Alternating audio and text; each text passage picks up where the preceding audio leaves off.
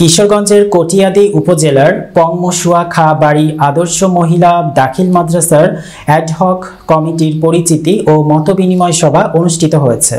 রবিবার ৪ মে সকাল ১১টার দিকে পংমসুয়া খা বাড়ি আদর্শ মহিলা দাখিল মাদ্রাসার হলরুমে প্রতিষ্ঠানটির সভাপতি ও মসুয়া ইউনিয়ন বিএনপির সাধারণ সম্পাদক আব্দুল কুদ্দুস রতনের সভাপতিত্বে ও মাদ্রাসার সহকারী মৌলভী মোহাম্মদ আরিফুল ইসলামের সঞ্চালনায় প্রধান অতিথি হিসেবে উপস্থিত ছিলেন কটিয়াদী উপজেলা বিএনপির সভাপতি ও কটিয়াদী পৌরসভার সাবেক মেয়র আলহাজ তোফাজ্জল হোসেন খান দিলীপ। এ সময় বিশেষ অতিথি হিসেবে উপস্থিত ছিলেন কটিয়াদী উপজেলা বিএনপির সাংগঠনিক সম্পাদক খলিলুর রহমান, যুগ্ম সম্পাদক শফিকুল ইসলাম ফুলু, মসুয়া ইউনিয়ন বিএনপির সভাপতি মোহাম্মদ গোলাপ মিয়া, মুমুরদিয়া ইউনিয়ন বিএনপির সভাপতি হাদিউল ইসলাম, মসুয়া ইউনিয়ন বিএনপির সিনিয়র সহ সভাপতি মিজানুর রহমান প্রদীপ, সিনিয়র যুগ্ম সাধারণ সম্পাদক মোহাম্মদ হুমায়ুন কবির, সাংগঠনিক সম্পাদক আশরাফুল আলম পল্লব তালুকদার, উপজেলা বিএনপির ত্রাণ ও পুনর্বাসন বিষয়ক সম্পাদক ইকবাল হোসেন ও উপজেলা শ্রমিক দলের সাধারণ সম্পাদক ফারুক লস্কর সহ বিএনপি ও সকল অঙ্গ সহযোগী সংগঠনের নেতৃবৃন্দ, মাদ্রাসার শিক্ষক শিক্ষার্থী ও এলাকার গণ্যমান্য ব্যক্তিবর্গ উপস্থিত ছিলেন। এ সময় বক্তারা প্রতিষ্ঠানের শিক্ষার মান উন্নয়নে গুরুত্বপূর্ণ আলোচনা করেন।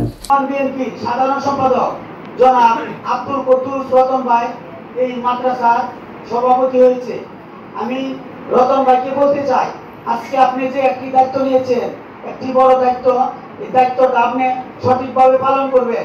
এই মাদ্রাসার যে সকল শিক্ষক, আমরা যেহেতু আপনারা জানেন এই বাংলাদেশে যখন সংবিধান রচিত হয়েছিল তখন সংবিধানের উপরে প্রথমেই যিনি আমাদের প্রয়াত প্রতিষ্ঠাতা, আমাদের দলের জাতীয় দলের প্রতিষ্ঠাতা জিয়া রহমান সাহেব, উনি কিন্তু প্রথমে বিসমিল্লাহর নামটা বিসমিল্লাহির রহমানির রহিম লেখাটা কিন্তু সংবিধানের প্রথম উনিই প্রতিষ্ঠিত করেছিলেন।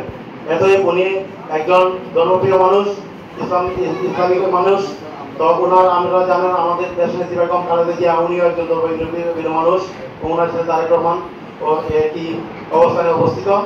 যদি আমাদের দল ক্ষমতায় আসে, আমার বাবা আলহাজ রাশিদ মাস্টার সাহেব একজন শিক্ষককে কিভাবে সম্মান করতে হয় এটা আমার বাবা শিখিয়েছেন, আমি দেখেছি। কাজে আজকে যারা এখানে শিক্ষক মণ্ডলী আছেন, আপনাদের কাছে আমার কথা থাকবে, আপনারা যারা আছেন সঠিক টাইমে আপনারা মাদ্রাসায় আসবেন। যদি আপনাদের মধ্যে যদি কোনো গাফিলতি থাকে, আমি মনে হয় আপনাদেরকে সেই সুযোগ যাওয়াটা হয় নাই। আজকে প্রথম, কাজে এটা আমার জীবনের স্মৃতি হয়ে থাকবে এবং এই স্মৃতিতে আমি আমার জীবনের যেটুকু সুযোগ, আর আমাদের সেক্রেটারি সাহেব যেহেতু এই মাদ্রাসার দায়িত্ব নিয়েছে, ইনশাল্লাহ ওনার মাধ্যমে যাই আমি সুযোগ পাই সেটাকে এই মাদ্রাসার তরে আমি বিলিয়ে দিতে চেষ্টা করব। সর্বোপরি সবাই ভালো থাকি, সুস্থ থাকি। এই মাদ্রাসা যারা আছেন সবাইকে আবারও আমি সালাম জানাচ্ছি। আর আমার কুমারমতি মায়েদের প্রতি আমার আবারও নির্দেশনা রইল, তোমরা সবাই সুস্থভাবে বড় হও, সুন্দর হও, সুন্দর মন নিয়ে নিজেকে প্রতিষ্ঠিত করো।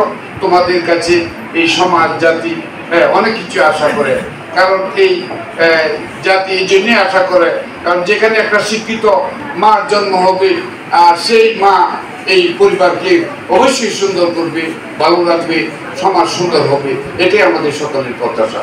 সর্বোপরি সকলের দীর্ঘায়ু সুস্থতা কামনা করে আবারও এই স্কুলের মাদ্রাসার উত্তর এটার সমৃদ্ধি উন্নতি কামনা করে আমি আমার বক্তব্য শেষ করছি।